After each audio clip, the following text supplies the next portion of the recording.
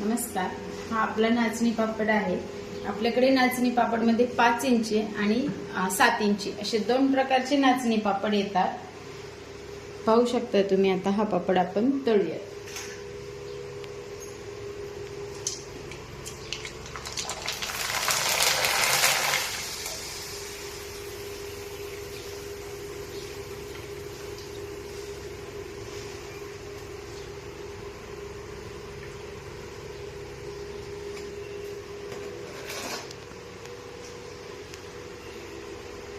चवीला अगदी खुसखुशीत असा हा नाचणी पापड आहे।